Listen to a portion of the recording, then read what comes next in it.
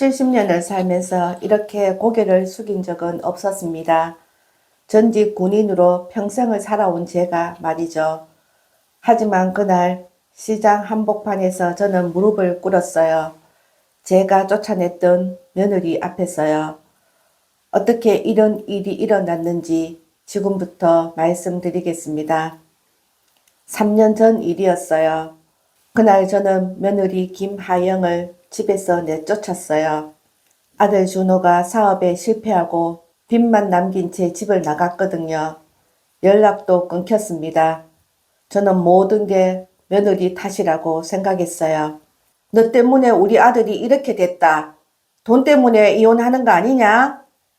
그날 제가 하영이한테 던진 말이었습니다.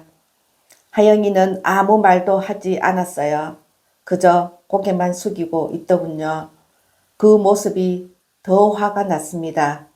변명이라도 해야 하는 거 아닌가요? 나가라. 우리 집안과는 인연을 끊겠다. 그때 민우가 7살이었습니다. 아이가 제 손을 잡으려고 했지만 저는 뿌리쳤어요. 그 작은 손이 허공에서 떨리던 모습이 지금도 생생합니다. 3년이 지났습니다. 그동안 저는 아들을 찾으려고 했어요. 친구들한테 연락도 하고 아는 사람들 다 수소문했습니다. 하지만 소용없었어요. 준호는 흔적도 없이 사라져 버렸습니다. 밤마다 혼자 앉아서 생각했죠. 대체 뭐가 잘못된 건가? 내가 아들을 어떻게 키웠길래 이렇게 됐나? 그러던 어느 날이었습니다. 한 달에 한 번 가는 전통시장에 갔어요. 평소처럼 장을 보려고요. 시장 입구를 지나는데 익숙한 목소리가 들렸습니다. 어서 오세요. 감 만든 인절미예요. 한번 드셔보세요. 그 목소리에 고개를 돌렸습니다. 순간 멈춰섰습니다. 떡가게 앞에 하영이가 서 있었거든요. 3년 만에 보는 며느리였습니다. 처음엔 제 눈을 의심했어요. 설마 저 사람이 하영일까? 하지만 틀림없었습니다. 예전보다 훨씬 야위었고 얼굴에 주름도 늘었지만 며느리가 맞았어요. 하영은 낡은 앞치마를 두르고 있었습니다. 손은 거칠었어요. 예전의 하얀 손이 아니었습니다. 밀가루 묻은 손으로 떡을 써는 모습이 눈에 들어왔어요. 그런데 더 놀라운 건 민우였습니다. 10살이 된 손자가 계산대에 앉아서 돈을 받고 있었습니다. 학교는 안 가나? 방과 후인가 싶어서 시계를 봤는데 낮 12시였습니다. 가슴이 철렁했습니다. 분노가 치밀어 올랐어요. 저 여자가 손자를 학교도 안 보내고 장사를 시킨다니 아이 인생을 망치고 있구나 싶었습니다. 한참을 멀리서 지켜봤어요. 손님이 오면 하영은 환하게 웃으며 떡을 권했습니다. 민우는 또박또박 계산을 했어요. 둘의 모습이 익숙해 보였습니다. 오랫동안 함께 일한 것 같았어요. 그 모습을 보면서 생각했습니다. 역시 내 판단이 맞았구나. 저 여자는 책임감이 없는 사람이다. 아들이 빚 남기고 도망가니까 자기도 편하게 살려고 아이까지 동원하는 거겠죠. 참을 수가 없었어요. 저는 떡가게 앞으로 걸어갔습니다. 하영이가 저를 보더니 얼굴이 하얗게 변했어요. 손에 들고 있던 칼을 내려놓았습니다. 아버님! 목소리가 떨리고 있었어요. 민우도 저를 봤습니다. 눈이 동그래졌어요. 할아버지! 민우의 목소리였습니다. 3년 만에 듣는 손자 목소리였어요. 예전보다 훨씬 컸더군요. 그 목소리를 듣는 순간 가슴이 아팠지만 저는 참았습니다. 감정을 드러내선 안 된다고 생각했거든요. 학교는 안 가니? 제가 민우한테 물었어요. 민우가 하영을 쳐다봤습니다. 하영이 작은 목소리로 대답했어요. 오늘 선생님 연수로 조퇴했습니다. 그래서 장사를 시키는 거요? 도와주겠다고 했어요. 10살짜리 아이가 무슨 도움이 됩니까? 공부나 시켜야지. 하영이 입술을 깨물었어요. 대꾸하지 않았습니다. 그 모습이 더 화가 났어요. 준호는 어디 있어? 제가 물었습니다. 하영의 눈빛이 흔들렸어요. 모릅니다. 남편이 어디 있는지 모른다니 그게 말이 됩니까? 저희 이혼했습니다, 아버님. 그 말을 듣는 순간 예상했던 일이지만 충격이었어요. 역시 이혼했구나. 돈 때문에 우리 아들을 버린 거구나. 빚은 어떻게 됐어? 제가 갚고 있습니다. 하영이 똑바로 저를 보며 말했어요. 눈빛에 흔들림이 없었습니다. 당신이 갚는다고요? 얼마나 되는데요? 5천만 원쯤 됩니다. 5천만 원을 떡 팔아서 갚겠다는 겁니까? 제 목소리가 커졌어요. 주변 사람들이 쳐다봤습니다. 하지만 신경 쓰이지 않았어요. 천천히라도 갚겠습니다. 도망치지 않겠습니다. 하영의 목소리는 단호했습니다. 그 말투가 거슬렸어요. 무슨 대단한 사람처럼 말하는 것 같았거든요. 도망치지 않는다고요? 웃기는 소리 마시오. 당신이 제대로 된 며느리였으면 우리 아들이 이렇게 됐겠어? 하영이 고개를 숙였어요. 대답하지 않았습니다. 민우가 엄마 손을 잡았어요. 작은 손이 엄마 손을 꽉 쥐고 있었습니다. 저는 더 이상 할 말이 없었어요. 돌아서서 나왔습니다. 뒤돌아보지 않았어요. 하지만 가슴은 답답했습니다. 뭔가 잘못됐다는 느낌이 들었지만 그게 뭔지는 몰랐어요. 집으로 돌아오는 길에 계속 생각했습니다. 하영의 거친 손, 민우의 낡은 운동화, 떡가게의 작은 간판, 모든 게 초라해 보였어요. 제 며느리와 손자가 저렇게 살고 있다니 체면이 구겨지는 것 같았습니다. 그날 밤 잠을 이룰 수가 없었어요. 하영이 한 말이 계속 맴돌았습니다. 빚을 갚고 있다고요. 도망치지 않겠다고요. 그 말이 진짜일까? 아니면 동정심을 사려는 연기일까? 다음날 아침 일찍 시장에 다시 갔습니다. 하영의 떡가게를 멀리서 지켜보려고요. 확인을 해야 했습니다. 저 여자가 정말 성실하게 사는지 아니면 다른 속셈이 있는지요. 새벽 5시쯤 됐을 때 하영이 나타났어요. 큰 봉지를 들고 왔습니다. 떡을 만들 재료 같았어요. 가게 문을 열고 들어가더니 불을 켰습니다. 1시간쯤 지나자 떡 찌는 냄새가 났어요. 하영은 혼자서 떡을 만들고 있었습니다. 쉬지 않고 일하더군요. 손놀림이 빨랐어요. 오랫동안 해온 사람처럼요. 오전 7시 반쯤 민우가 왔습니다. 학교 가는 길에 들른 것 같았어요. 교복을 입고 있었거든요. 민우는 엄마한테 뭔가 말하고 학교로 갔어요.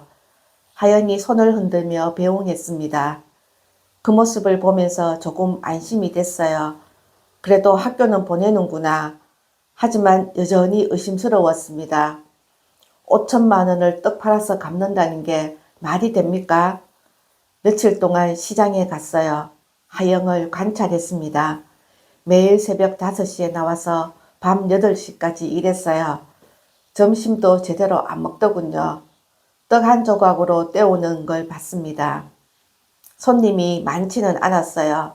가끔 오는 단골 손님들이 있었지만 저렇게 해서 빚을 갚을 수가 있을까 싶었어요. 어느 날 오후였습니다. 한 남자가 떡가게로 왔어요. 40대쯤 보이는 남자였습니다. 하영을 보더니 큰 소리로 말했어요. 김하영 씨, 이번 달 이자는 언제 주실 겁니까? 채권자였습니다. 저는 귀를 기울였어요. 다음 주까지 준비하겠습니다. 하영이 조용히 대답했어요. 주변을 의식하는 것 같았습니다. 매번 다음 주라고 하시는데 이번에 꼭 주셔야 합니다. 안 그러면 법적 조치 취할 수밖에 없어요. 알겠습니다. 꼭 준비하겠습니다. 남자가 가고 난 후 하영은 한참을 그 자리에 서 있었어요. 어깨가 축 처져 있었습니다. 힘들어 보였지만 곧 다시 일을 시작하더군요. 그 모습을 보면서 생각했습니다. 역시 거짓말이 아니었구나. 정말 빚을 갚고 있는 거였어요. 하지만 저렇게 해서 되겠습니까? 이자도 제대로 못 갚으면서요. 저는 복잡한 심정으로 집에 돌아왔습니다. 하영이한테 화가 났어요. 무능해 보였거든요. 하지만 한편으로는 뭔가 찝찝했습니다. 제가 뭔가 놓치고 있는 게 있는 것 같았습니다. 그날 밤 오랜만에 준호 친구한테 전화했습니다. 혹시 아들 소식 들은 거 없냐고요. 친구가 한숨을 쉬며 말했어요. 아저씨, 준호 걔 도박 때문에 빚이 엄청나요. 이혼도 그 때문이라고 들었어요. 도박이라니 그게 무슨 소리야? 몰랐어요? 준호가 사업 실패하고 도박에 빠졌어요. 투자 사기까지 당하고요. 그 말을 듣는 순간 머리가 하얘졌습니다. 도박이라니요. 제 아들이 도박을 했다고요. 믿을 수가 없었어요. 그럼 하영이는? 하영 씨는 끝까지 버티려고 했대요. 근데 준호가 계속 빚을 만들어서 결국 이혼했다고 들었어요. 아이 지키려고요. 전화를 끊고 한참을 멍하니 앉아 있었습니다. 제가 알던 이야기와 완전 달랐어요. 하영이 돈 때문에 이혼한 게 아니었습니다. 오히려 민우를 지키려고 이혼을 선택한 거였어요. 그럼 내가 쫓아낸 건가? 잘못이 없는 사람을 내쫓은 건가? 가슴이 답답했습니다. 다음날 아침 일찍 시장에 갔습니다. 하영을 다시 봐야 했어요. 어젯밤 들은 이야기가 사실인지 확인하고 싶었거든요. 하지만 어떻게 물어봐야 할지 몰랐습니다. 제가 먼저 쫓아낸 사람이니까요. 떡가게 앞에 섰습니다. 하영은 오늘도 새벽부터 나와서 떡을 만들고 있었어요.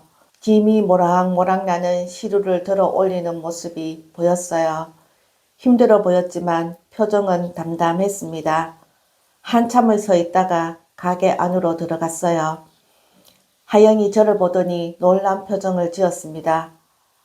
아버님, 어쩐 일이세요? 떡 좀 사려고. 거짓말이었어요. 떡을 사러 온 게 아니었습니다. 하지만 다른 말이 나오지 않았어요. 어떤 걸로 드릴까요? 하영이 물었습니다. 목소리는 차분했지만 손이 미세하게 떨리고 있었어요. 인절미 한 팩 주시오. 하영이 떡을 담기 시작했어요. 저는 가게 안을 둘러봤습니다. 작은 가게였어요. 떡을 만드는 공간과 진열대가 전부였습니다. 한쪽 구석에 작은 책상이 하나 있었는데 거기에 민우 교과서가 놓여 있더군요. 민우가 여기서 공부하오? 제가 물었어요. 하영이 고개를 끄덕였습니다. 학원 보낼 형편이 안 됐어요. 방과 후에 여기 와서 숙제하고 있습니다. 학원도 못 보내면서 무슨 떡 장사요? 다른 일을 알아봐야지. 떡 만드는 게 제가 할 수 있는 일이었습니다. 시어머니께서 가르쳐 주셨거든요. 그 말을 듣는 순간 가슴이 철렁했습니다. 제 아내 얘기였어요. 돌아가신 지 5년이 됐습니다. 아내는 떡을 잘 만들었어요. 명절 때마다 온 동네에 나눠줄 정도였죠. 하영이한테도 가르쳐 줬었구나 싶었습니다. 그래도 이렇게 힘든 일을 말을 잇지 못했습니다. 뭐라고 해야 할지 몰랐거든요. 하영이 떡을 다 담아서 건네줬습니다. 8,000원입니다. 돈을 내고 나오면서 뒤돌아봤어요. 하영은 다시 떡을 만들고 있었습니다. 묵묵히 일하는 뒷모습을 보면서 생각했어요. 저 사람이 정말 나쁜 사람일까? 집으로 돌아와서 떡을 먹어봤습니다. 맛이 좋았어요. 제 아내가 만든 떡 맛이 났습니다. 쫄깃하고 달콤했어요. 하영이 제대로 배웠구나 싶었습니다. 며칠이 지났습니다. 시장에 갈 때마다 하영 가게를 지나쳤어요. 그냥 지나치려고 했는데 자꾸 눈이 갔습니다. 하영은 늘 같은 자리에서 같은 일을 하고 있었습니다. 어느 날 오후였어요. 시장 입구에서 상인 몇 명이 수군거리는 소리가 들렸어요. 저도 모르게 귀를 기울였습니다. 저 떡집 사장님 말이야. 남편이 도박했다던데. 맞아. 빚이 엄청 나다더라. 5천만 원이 넘는데. 그런 사람이 여기서 장사를 해도 되는 거야? 나중에 문제 생기면 어떡하고? 상윤회에서 내보내야 하는 거 아니야? 그 말을 듣는 순간 화가 났습니다. 빚이 있다고 해서 장사를 못하라는 법이 어디 있습니까? 게다가 하영은 성실하게 갚고 있잖아요. 하지만 저도 말할 수 없었어요. 제가 나서서 하영을 감싸면 이상하게 보일 테니까요. 그냥 돌아섰습니다. 가슴이 답답했어요. 그날 저녁 민우를 봤습니다. 학교 끝나고 시장에 온 모양이었어요. 배낭을 메고 떡가게로 들어가더군요. 저는 멀리서 지켜봤습니다. 민우가 엄마한테 뭔가 보여주고 있었어요. 시험지 같았습니다. 하영이 민우 머리를 쓰다듬었어요. 칭찬하는 것 같았습니다. 민우가 환하게 웃었어요. 그 모습을 보는데 가슴이 뭉클했습니다. 저렇게 어려운 환경에서도 민우는 밝게 자라고 있었어요. 하영이 잘 키우고 있는 거였습니다. 저녁 때가 됐습니다. 하영이 가게 문을 닫으려는데 한 남자가 왔어요. 지난번에 봤던 채권자였습니다. 저는 근처 가게 뒤에 숨어서 들었어요. 김하영 씨, 이번 달 이자 200만 원 주셔야죠. 죄송합니다. 이번 주는 좀 어려웠어요. 다음 주까지만 기다려 주시면 안 될까요? 매번 다음 주에요? 이자라도 제때 안 주시면 원금 일시 상환 요구할 수밖에 없어요. 그건 안 됩니다. 지금 당장은 어렵습니다. 그럼 어떻게 하시려고요? 이렇게 떡이나 팔아서 언제 다 갚을 겁니까? 하영이 대답하지 못했어요. 채권자가 한숨을 쉬며 말했습니다. 다음 주 금요일까지 200만 원 꼭 주세요. 안 그러면 정말 법적 조치 들어갑니다. 남자가 가고 난 후 하영은 그 자리에 주저앉았어요. 엄마, 괜찮아? 10살짜리 아이가 엄마를 위로하고 있었습니다. 그 모습을 보는데 눈물이 날 것 같았어요. 저는 그 자리를 떠났습니다. 더 이상 볼 수가 없었어요. 집으로 돌아와서 계속 생각했습니다. 200만 원이면 저한테는 큰 돈이 아니에요. 하영이한테 줄 수도 있습니다. 하지만 그러면 안 될 것 같았어요. 제가 쫓아낸 사람 아닙니까? 지금 와서 도와주면 이상하잖아요. 밤새 잠을 설쳤습니다. 아들 준호한테 전화를 걸어야 하나 고민했습니다. 그 녀석이 대체 어디서 뭘 하고 있는지 모르겠더군요. 화가 났어요. 자기가 만든 빚을 전 부인한테 떠넘기고 잠적하다니요. 다음날 아침 아들한테 전화를 걸었습니다. 몇 번을 울렸는데 받지 않더군요. 계속 걸었어요. 10번째쯤 됐을 때 전화가 연결됐습니다. 네, 준호의 목소리였어요. 3년 만에 듣는 아들 목소리였습니다. 나다, 아버지. 침묵이 흘렀어요. 한참 후에 준호가 말했습니다. 무슨 일이세요? 무슨 일이냐고? 너가 도대체 뭘 하고 있는지 모르겠다. 하영이가 네 빚을 갚고 있다던데? 그건 제 일입니다. 네 일이라고? 이혼한 전 부인이 네 빚을 갚고 있는데 그게 네 일이야? 제가 해결할 겁니다. 어떻게 해결해? 넌 지금 어디서 뭘 하고 있냐? 그건 말씀드릴 수 없습니다. 화가 머리끝까지 치밀었어요. 제가 소리를 질렀습니다. 야, 이 녀석아! 너가 지금 아버지한테 그렇게 말하는 거야? 준호도 소리를 질렀어요. 그럼 아버지는 저한테 뭘 해주셨어요? 평생 인정해 주신 적 있어요? 뭐? 아버지 눈에는 제가 늘 부족했잖아요. 공부도 못하고 사업도 실패하고 결혼도 제대로 못한 아들. 그렇게 생각하셨잖아요. 그게 무슨 소리냐? 내가 언제? 아버지가 하영이 쫓아낸 거 알아요. 제 잘못인데 하영이가 대신 책임지고 있어요. 그게 다 아버지 때문입니다. 준호가 계속 말했어요. 저는 아버지한테 인정받고 싶었어요. 그래서 무리하게 사업도 하고 투자도 했습니다. 근데 다 실패했어요.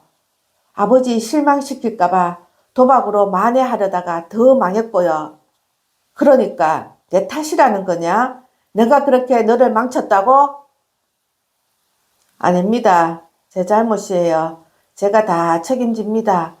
그래서 지금 일하면서 돈 모으고 있어요. 하영이한테 갚을 겁니다. 일을 한다고? 그럼 왜 연락을 안 했냐?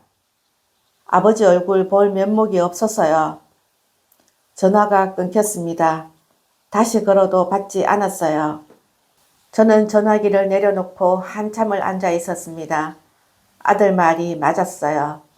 저는 평생 준호를 인정해 준 적이 없었습니다. 늘 부족하다고 생각했어요. 더 잘하라고, 더 노력하라고만 했죠. 그게 준호를 이렇게 만든 걸까? 정말 내 잘못일까? 가슴이 답답했습니다. 며칠이 지났어요. 시장에 갔는데 상인회 앞에 사람들이 모여 있었습니다. 무슨 일인가 싶어서 가까이 갔어요. 상인 회장이 뭔가 얘기하고 있었습니다. 저도 들어봤어요. 여러분, 우리 시장 이미지를 생각해야 합니다. 사채업자가 계속 찾아오고 그런 빚쟁이가 장사하면 손님들이 어떻게 생각하겠어요? 맞아요. 저번에도 채권자가 와서 소란 피웠잖아요. 떡집 그 집 말하는 거예요? 그렇죠. 5천만 원 빚이 있다던데요. 그런 사람이 여기 있으면 안 되죠. 상인들이 수군거렸습니다. 제 가슴이 철렁했어요. 하영을 내보내려는 거였습니다. 다음 주 상인회 총회에서 표결하겠습니다. 김하영 씨 퇴출건으로요. 회장이 말했습니다. 사람들이 고개를 끄덕였어요. 저는 그 자리를 빠져나왔습니다. 빠르게 걸었어요. 하영이한테 알려줘야 하나, 아니면 내가 나서야 하나, 머릿속이 복잡했습니다. 하영은 오늘도 떡을 만들고 있었습니다. 아무것도 모르는 얼굴이었어요. 저렇게 열심히 일하는데 쫓겨날 위기라니요. 문득 생각했습니다. 내가 뭘 하고 있는 건가? 며느리가 어려울 때 시아버지가 도와줘야 하는 거 아닌가? 하지만 저는 예전엔 오히려 쫓아냈었죠. 그리고 지금까지 외면하고 있었습니다. 저녁 때 민우가 왔습니다. 오늘은 친구들과 함께였어요. 3명쯤 되는 아이들이 같이 왔습니다. 민우가 친구들한테 가게를 소개했어요. 우리 엄마가 만든 떡이야. 진짜 맛있어. 자랑스러운 목소리였습니다. 친구들이 떡을 사 먹었어요. 맛있다고 했습니다. 민우가 활짝 웃었어요. 그 모습을 보면서 가슴이 아팠습니다. 저 아이는 엄마를 부끄러워하지 않았어요. 오히려 자랑스러워 했습니다. 어려운 환경에서도 밝게 자라고 있었어요. 그런데 제가 뭘 했습니까? 할아버지로서 손자를 돌보기는커녕 쫓아내고 외면했습니다. 부끄러웠어요. 밤에 집으로 돌아와서 오래된 사진첩을 꺼냈습니다. 준호 어렸을 때 사진들이 있었어요. 돌잔치, 입학식, 졸업식 모든 사진에서 준호는 웃고 있었습니다. 언제부터 저 웃음이 사라진 걸까요? 언제부터 준호는 저를 피하기 시작했을까요? 사진을 보면서 깨달았어요. 제가 준호를 힘들게 했구나. 늘 인정해주지 않았어요. 늘 더 잘하라고만 했습니다. 그게 아들을 망친 거였어요. 그리고 그 결과를 하영이 대신 짊어지고 있었습니다. 다음날 또 시장에 갔습니다. 하영이 가게 앞을 지나가는데 채권자가 또 와 있었습니다. 이번엔 목소리가 더 커졌습니다. 김하영 씨, 약속 어기셨잖아요. 금요일까지라고 하셨으면서요. 죄송합니다. 이번 주 장사가 안 됐어요. 다음 주 월요일까지 안 됩니다. 이제 더 이상 못 기다려요. 법원에 신청 들어갑니다. 제발요. 조금만 더 시간을 주세요. 꼭 갚겠습니다. 하영이 고개를 숙이며 빌었습니다. 그런데 채권자가 고개를 저었어요. 안 됩니다. 이미 충분히 기다려줬어요. 그때 민우가 뛰어나왔습니다. 학교에서 온 모양이었어요.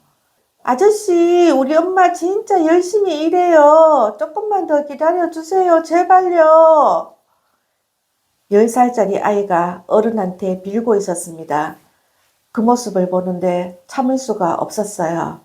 저는 그 자리에서 돌아섰습니다. 더 이상 지켜볼 수가 없었어요. 뭔가 해야 했습니다. 하지만 뭘 어떻게 해야 할지 몰랐어요. 집으로 돌아와서 밤새 고민했습니다. 내가 어떻게 나서야 할까? 아니면 그냥 두어야 할까? 머릿속이 복잡했습니다. 그러다 문득 제 군복이 생각났어요. 옷장 깊숙한 곳에 있는 군복 정장. 제가 가장 자랑스러워하던 옷이었습니다. 그 옷을 꺼내서 쳐다봤어요. 군인은 책임을 진다고 했습니다. 변명하지 않는다고요. 그럼 저는 뭡니까?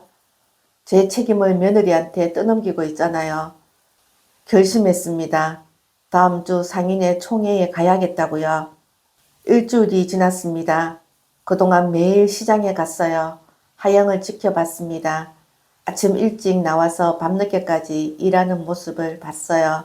쉬는 시간도 거의 없었습니다. 점심은 떡 한 조각으로 때우고 저녁도 제대로 먹지 않았어요. 민우도 매일 방과 후에 왔습니다. 숙제를 하다가 손님이 오면 계산을 도왔어요. 어른스러운 아이였습니다. 10살이 이렇게 철이 들 수 있나 싶었어요. 어느 날 오후였습니다. 하영이 떡을 배달하러 나갔어요. 민우만 가게에 남아 있었습니다. 저는 용기를 내서 가게로 들어갔어요. 민우야! 민우가 고개를 들었습니다. 저를 보더니 눈이 커졌어요. 할아버지! 공부하고 있었구나. 네, 수학 숙제요. 민우가 공책을 보여줬어요. 문제를 풀고 있었습니다. 글씨가 또박또박 했어요. 학교는 재미있니? 네, 재미있어요. 친구들은 많이 사귀었고? 네, 많아요, 할아버지. 오늘도 친구들이 엄마 떡 사 먹으러 왔어요. 민우가 환하게 웃었습니다. 그 웃음을 보는데 가슴이 뭉클했어요. 엄마랑 단둘이 사는 거 힘들지 않니? 민우가 잠시 생각하더니 대답했습니다. 가끔은 힘들어요. 엄마가 너무 늦게까지 일하거든요. 근데 엄마가 행복해 보여서 괜찮아요. 엄마가 행복해 보인다고? 네, 손님들이 맛있다고 하면 정말 기뻐하시거든요. 그 말을 듣는데 눈시울이 뜨거워졌어요. 하영이는 힘들어도 아이 앞에서는 웃고 있었던 겁니다. 민우야, 할아버지한테 화나지 않니? 민우가 고개를 갸웃했어요. 왜요? 할아버지가 너랑 엄마를 내쫓았잖아. 민우가 잠시 침묵하더니 말했습니다. 엄마가 그러셨어요. 할아버지도 힘드셨을 거래요. 아빠 때문에요. 그래도 엄마는 할아버지 욕 한 번도 안 하셨어요. 그냥 우리끼리 열심히 살자고 하셨어요. 그 순간 눈물이 날 것 같았습니다. 하영이는 저를 원망할 만도 한데 아이 앞에서 한 번도 욕하지 않았던 거예요. 민우야, 할아버지가 미안하다. 괜찮아요, 할아버지. 지금이라도 우리한테 와주셔서 고마워요. 민우가 제 손을 잡았습니다. 작고 따뜻한 손이었어요. 그 손을 느끼는 순간 울컥했습니다. 그때 하영이 들어왔어요. 저를 보더니 놀란 표정을 지었습니다. 아버님, 언제 오셨어요? 방금 왔어. 민우랑 얘기 좀 했고. 하영이 민우를 쳐다봤습니다. 민우가 웃으며 고개를 끄덕였어요. 하영의 표정이 부드러워졌습니다. 민우야, 엄마가 떡 좀 더 만들어야 하니까 숙제 계속 해라. 네, 엄마. 하영이 작업대로 갔어요. 저는 그 옆에 섰습니다. 한참을 말없이 서 있다가 입을 열었어요. 하영씨, 물어볼 게 있어. 네, 말씀하세요. 준호가 정말 도박을 했어? 하영의 손이 멈췄습니다. 천천히 고개를 끄덕였어요. 네, 언제부터요? 사업 실패하고 났어요. 처음엔 작은 돈으로 시작했는데 점점 커졌어요. 말려도 소용없었습니다. 투자 사기는요? 그것도 맞아요. 친구 소개로 투자했는데 사기였어요. 2천만 원을 날렸습니다. 하영의 목소리는 담담했습니다. 하지만 손은 떨리고 있었어요. 그래서 이혼을 결심한 거요? 아니에요. 그래도 버티려고 했어요. 근데 준호 씨가 제 통장에서 돈을 몰래 빼갔어요. 민우 학비까지요. 뭐라고? 그때 깨달았어요. 이대로는 민우까지 망친다는 걸요. 그래서 이혼을 선택했습니다. 하영이 눈물을 닦았어요. 울고 있었습니다. 아버님이 저를 쫓아내셨을 때 사실 원망했어요. 제 잘못이 아닌데 왜 저만 나가야 하나 싶었습니다.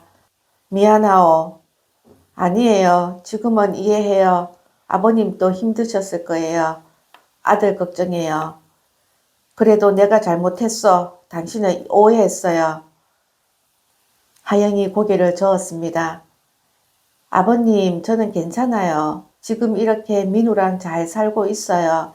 힘들긴 하지만 행복합니다. 5천만 원 빚은 어떻게 갚을 생각이요? 천천히요. 떡 팔았어요. 시간이 걸려도 포기 안 할 겁니다. 이자도 제대로 못 갚고 있잖소. 알아요. 하지만 도망치지 않을 거예요. 책임지고 갚겠습니다. 그 말을 듣는 순간 깨달았습니다. 하영은 정말 대단한 사람이었어요. 남편이 만든 빚인데 이혼했는데도 책임지고 있었습니다. 아이를 위해서요. 준호는 연락하오? 가끔요. 미안하다고만 하더라고요. 저는 괜찮으니까 제 걱정 말고 아버님이나 찾아뵈라고 했어요. 나를요? 네, 아버님 많이 걱정하신다고요. 준호 씨도 아버님한테 인정받고 싶어 했어요. 그게 너무 간절해서 무리했던 것 같아요. 가슴이 찢어지는 것 같았습니다. 내가 아들을 그렇게 만들었구나. 인정해 주지 않아서 늘 부족하다고 해서 준호가 무리하게 됐던 거예요. 하영 씨, 다 내 잘못이요. 내가 준호를 제대로 키우지 못했어요. 아니에요, 아버님. 준호 씨 선택이었어요. 하지만 그 결과를 당신이 짊어지고 있잖소. 제 선택이기도 해요. 민우를 지키려면 이렇게 해야 했어요. 하영이 떡을 빚으면서 말했습니다. 손놀림이 능숙했어요. 아버님, 어머님이 가르쳐 주신 떡 만드는 법 아직도 기억해요. 제 손에 배웠거든요. 아내가 당신한테 잘해줬지? 네, 정말 좋으셨어요. 며느리라고 무시하지 않으시고 딸처럼 대해주셨어요. 그래서 더 죄송했어요. 좋은 시어머님 두고 이렇게 됐으니까요. 아내가 살아있었으면 당신을 절대 내보내지 않았을 거요. 알아요. 그래서 더 열심히 살려고요. 어머님께 부끄럽지 않게요. 그 말을 듣는데 눈물이 났습니다. 하영은 진짜 며느리였어요. 이혼해서도 쫓겨나서도 오히려 우리 집안을 생각하고 있었습니다. 그날 저녁 채권자가 또 왔습니다. 이번엔 저도 같이 있었어요. 하영이 옆에 서 있었습니다. 김하영 씨, 더 이상 못 기다립니다. 오늘까지 200만 원 안 주시면 법원 가요. 채권자가 단호하게 말했습니다. 하영이 고개를 숙였어요. 죄송합니다. 정말 최선을 다하고 있는데 최선을 다한다고 빚이 없어집니까? 현실을 보세요. 그때 제가 나섰습니다. 잠깐만요. 채권자가 저를 쳐다봤어요. 누구세요? 이 사람 시아버지요. 시아버지요? 그럼 왜 지금까지? 사정이 있었어. 근데 이제 내가 책임지려고 합니다. 하영이 놀란 눈으로 저를 봤어요. 아버님, 안 됩니다. 제가 갚을게요. 아니요. 이건 우리 집안 빚이요. 내 아들이 만든 빚이란 말이요. 채권자가 말했습니다. 그럼 대신 갚으시겠다는 겁니까? 그래요. 얼마요? 원금 5천만 원에 밀린 이자까지 합치면 6천만 원입니다. 6천만 원 알겠어. 일주일만 기다리시오. 정리해서 드리겠소. 채권자가 의심스러운 눈으로 저를 봤어요. 정말이세요? 군인은 거짓말 안 하오. 저는 단호하게 말했습니다. 채권자가 고개를 끄덕였어요. 알겠습니다. 일주일 드리겠습니다. 하지만 약속 어기시면 바로 법원 갑니다. 채권자가 가고 난 후 하영이 울기 시작했어요. 아버님, 왜 이러세요? 제가 갚을 수 있어요. 떡 팔아서 6천만 원을 언제 갚겠어? 10년 걸려도 힘들 거요. 그래도 제 빚인데요. 아니요, 우리 집안 빚이요. 내 아들이 만든 빚이라고요. 아버님, 하영이 눈물을 닦았습니다. 저도 눈물이 났어요. 하영씨 미안하오. 내가 당신을 너무 오해했어. 아니에요. 괜찮아요. 괜찮지 않소. 당신은 아무 잘못이 없는데 내가 내쫓았어. 돈 때문에 이혼했다고 단정했어요. 그때는 그렇게 보일 수밖에 없었어요. 아니요. 내가 제대로 보지 않았어. 당신이 얼마나 힘들게 살았는지, 민우를 위해 얼마나 애썼는지 전혀 몰랐어. 하영이 고개를 저었습니다. 아버님, 이제라도 알아주셔서 고마워요. 고맙긴 내가 더 고맙소. 저는 하영의 손을 잡았어요. 거친 손이었습니다. 떡을 만들고 설거지하고 온갖 일을 하느라 거칠어진 손이었습니다. 이 손으로 얼마나 고생했소. 괜찮아요. 이제 익숙해졌어요. 미안하오. 정말 미안하오. 그날 밤 집으로 돌아와서 준호한테 전화했습니다. 이번엔 한 번에 받았어요. 아버지, 준호야, 너 언제 집에 오냐? 집에요? 그래, 집에 와야지. 도망 다니지 말고. 아버지, 하영이 만났다. 너 빚 내가 갚을 거다.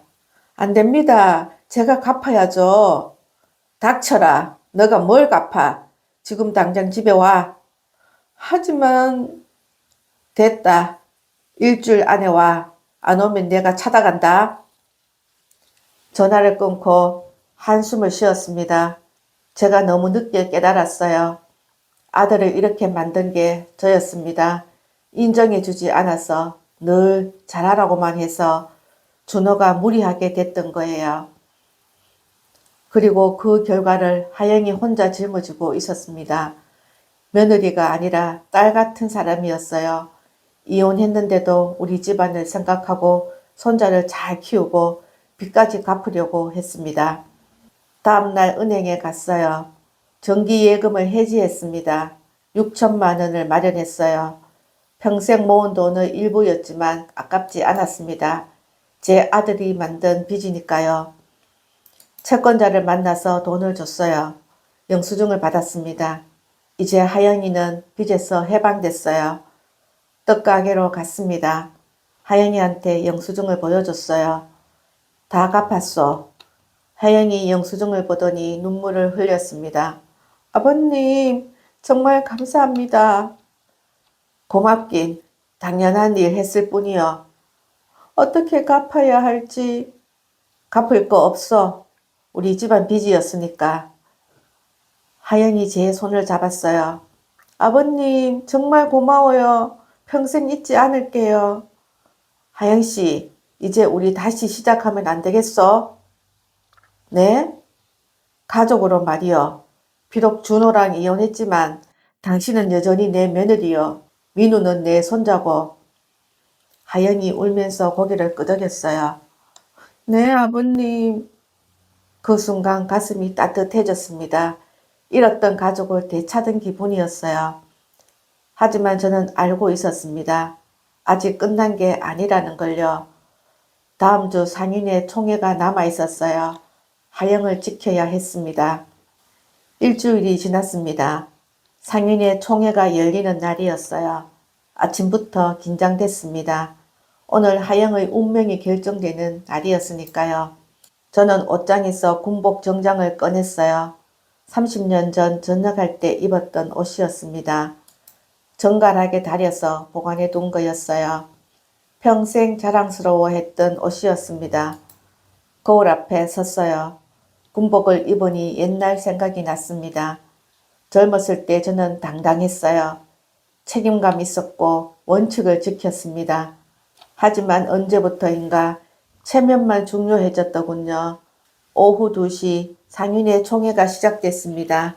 시장 2층 회의실이었어요. 상인들이 하나둘 모여들었습니다. 30명쯤 됐을 거예요. 회장이 앞에 섰습니다. 오늘 안건은 하나입니다. 김하영 씨 퇴출건입니다. 상인들이 수군거렸어요. 저는 뒤쪽에 서 있었습니다. 아직 들어가지 않았어요. 문 밖에서 듣고 있었습니다. 다들 아시다시피 김하영 씨는 5천만 원이 넘는 빚이 있습니다. 채권자가 시장까지 찾아와서 소란을 피웠고요. 맞아요. 저번에 큰 소리 나는 거 다 들었어요. 우리 시장 이미지에 안 좋아요. 저도 찬성이에요. 장사는 신용입니다. 매일같이 빚쟁이가 찾아와서 소란을 피우고 하면 손님들이 어떻게 생각하겠습니까? 퇴출시켜야죠. 저도 찬성이에요. 목소리들이 커졌습니다. 저는 주먹을 쥐었어요. 참을 수가 없었습니다. 그때 한 상인이 말했어요. 근데 하영씨 열심히 일하잖아요. 떡도 맛있고. 그건 그렇지만 빚은 문제가 다르죠. 맞아요. 나중에 우리한테 피해오면 어떡해요? 회장이 손을 들었습니다. 자, 그럼 표결하겠습니다. 김하영 씨 퇴출에 찬성하시는 분 손 드세요. 손이 올라가기 시작했습니다. 하나, 둘, 셋 점점 많아졌습니다. 15명쯤 손을 들었어요. 반대하시는 분요? 10명 정도가 손을 들었습니다. 찬성이 많았습니다. 그리고 나머지 분들은 손을 들지 않았습니다. 그럼 찬성 다수로 그때 저는 문을 열고 들어갔습니다. 군복 정장을 입은 채로요. 상인들이 저를 쳐다봤어요. 놀란 표정이었습니다. 누구세요? 회장이 물었어요. 저는 앞으로 걸어갔습니다. 저는 장태수입니다. 김하영 씨 시아버지요.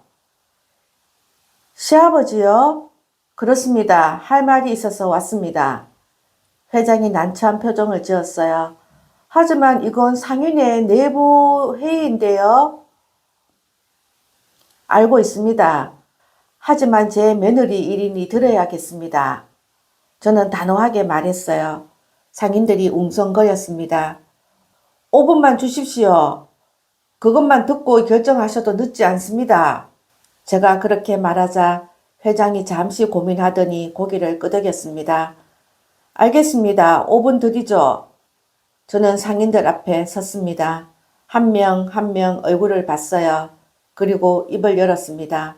여러분, 제 소개를 먼저 하겠습니다. 저는 전직 군인입니다. 30년을 군에서 복무했고 소령으로 전역했습니다. 군복을 가리키며 말했어요. 군인은 책임을 집니다. 변명하지 않습니다. 그게 제가 배운 전부입니다. 상인들이 조용히 들었어요. 하지만 저는 그 원칙을 지키지 못했습니다. 3년 전 제 아들이 사업에 실패했습니다. 빚을 남기고 집을 나갔어요. 목소리가 떨렸지만 계속됐어요. 저는 며느리 김하영을 집에서 내쫓았습니다. 돈 때문에 이혼했다고 생각했거든요. 책임감 없는 여자라고 단정했습니다. 하지만 제가 틀렸습니다. 완전히 틀렸어요. 눈시울이 뜨거워졌습니다. 하영은 아무 잘못이 없었습니다. 오히려 제 아들이 도박으로 빚을 만들었어요. 투자 사기까지 당했습니다. 하영은 아이를 지키려고 이혼을 선택했던 겁니다. 상인들의 표정이 변하기 시작했어요. 그리고 그 빚을 5천만 원이 넘는 그 빚을 혼자 갚아왔습니다. 이혼한 전 남편 빚을요. 아이를 부끄럽지 않게 키우려고요. 제 목소리가 커졌습니다. 여러분, 그게 얼마나 대단한 일인지 아십니까? 떡 팔아서 빚을 갚는다는 게 얼마나 힘든 일인지요. 새벽 5시부터 밤 8시까지 일합니다. 점심도 제대로 못 먹어요. 손은 거칠어지고 얼굴엔 주름이 늘었습니다. 하지만 단 한 번도 포기하지 않았어요. 도망치지도 않았습니다. 묵묵히 책임을 다하고 있었습니다. 저는 눈물이 났지만 참았어요. 그런데 저는 뭘 했습니까? 시아버지로서 도와줘야 하는데 오히려 쫓아냈어요. 의심하고 외면했습니다. 여러분이 말씀하시는 그 빚 5천만 원은 제 아들이 만든 빚입니다. 하영이 잘못이 아니에요. 회장이 말했어요. 하지만 빚은 빚 아닙니까? 누가 만들었던 갚아야 하는 거고요. 네, 맞습니다. 그래서 제가 일주일 전에 6천만 원을 채권자한테 줬습니다. 이자까지 포함했어요. 이제 하영이한테는 빚이 없습니다. 상인들이 웅성거렸어요. 하지만 그게 중요한 게 아닙니다. 중요한 건 하영이 3년 동안 혼자 책임지려고 했다는 겁니다. 저는 상인들을 둘러봤어요. 여러분, 우리 시장에 이런 사람이 있다는 게 자랑 아닙니까? 힘들어도 포기 안 하고 성실하게 일하는 사람 말입니다. 손님들이 떡 맛있다고 하잖아요. 단골도 생겼고요. 그게 하영이 열심히 일한 결과예요. 한 상인이 말했어요. 그건 인정합니다.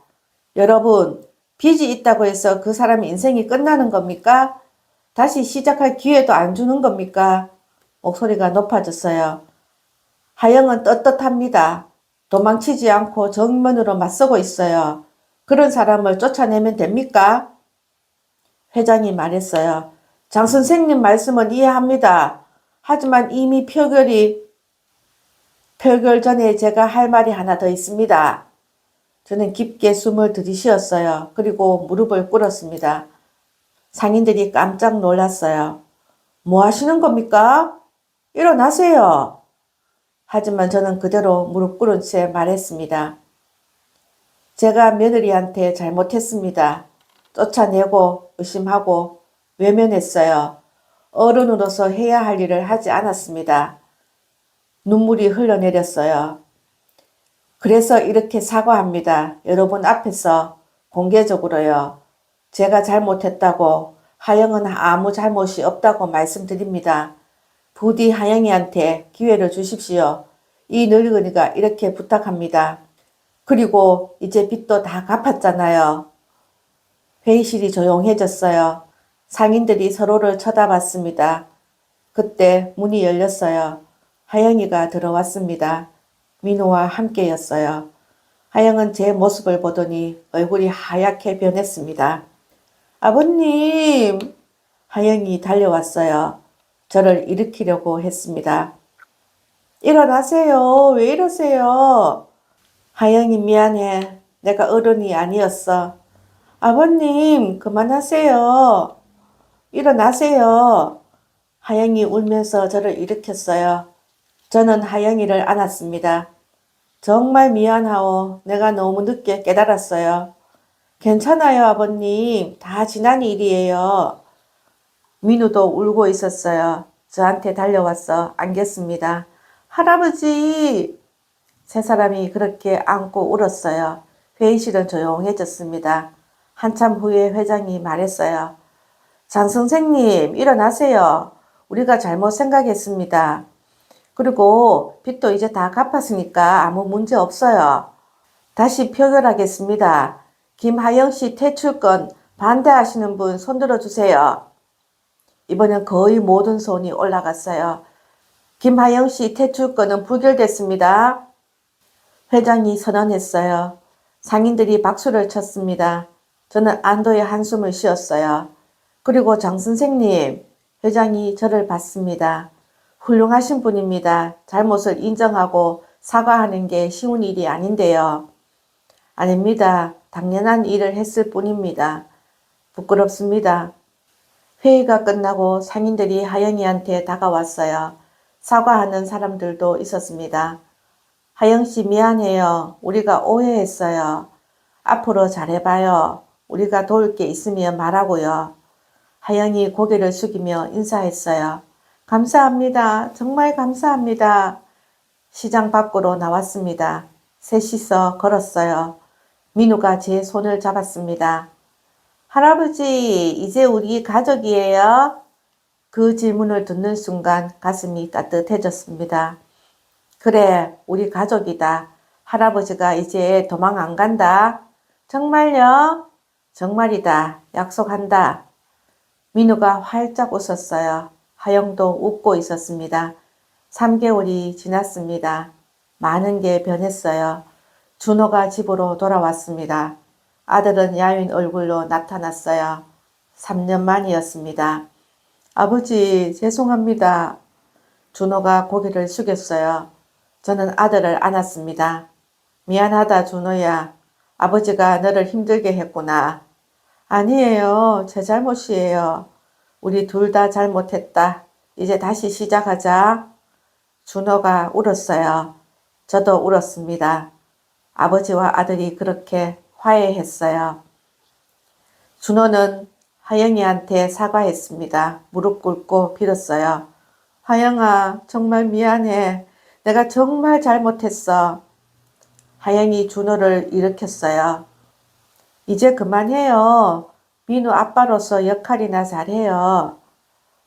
다시 시작할 수 있을까? 천천히요. 민우부터 생각해야죠. 준호는 매일 시장에 와서 하영을 도왔습니다. 떡 배달도 하고 청소도 했어요. 민우는 아빠가 온 게 신기한지 계속 따라다녔습니다. 저도 주말마다 시장에 갔어요. 손자랑 시간을 보냈습니다. 떡도 먹고 시장 구경도 하고 그렇게 함께 했어요. 그날 민우가 물었습니다. 할아버지, 엄마랑 아빠 다시 결혼해요? 글쎄다, 그건 엄마가 결정할 일이야. 저는 같이 살면 좋겠어요. 왜? 가족이잖아요. 가족은 같이 사는 거잖아요. 그 말을 듣는데 웃음이 났어요. 그래, 네 말이 맞다. 가족은 같이 사는 거지. 6개월 후 준호와 하영이가 재혼했습니다. 조촐한 시기였어요. 시장 상인들이 다 왔습니다. 축하해줬어요. 제가 주례를 받습니다. 두 사람 앞에 서서 말했어요. 결혼은 두 번째 기회입니다. 실수를 반복하지 마세요. 서로 존중하고 아끼고 책임지세요. 특히 준호. 준호를 쳐다봤어요. 하영은 너가 가장 힘들 때 옆에 있었던 사람이다. 절대 잊지 마라. 네, 아버지. 준호가 대답했어요. 하영이도 웃고 있었습니다. 식이 끝나고 사진을 찍었어요. 가족 사진이었습니다. 저와 준호, 하영이, 민우 네 사람이 함께 웃었어요.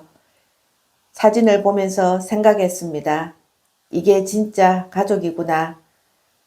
피로 연결된 게 아니라 책임과 사랑으로 연결된 가족이요. 오늘도 저는 시장에 갑니다. 떡가게에 들러요. 하영이 만든 떡을 먹고 민우랑 얘기하고 준호 일하는 모습 보고 돌아옵니다. 행복합니다. 70년을 살면서 이제야 알았어요. 진짜 중요한 게 뭔지요. 체면이 아니었습니다. 권위도 아니었어요. 먼저 고개 숙이는 용기였습니다. 잘못을 인정하는 것, 사과하는 것, 그게 진짜 어른이 되는 길이었어요. 저는 하영이한테 배웠습니다.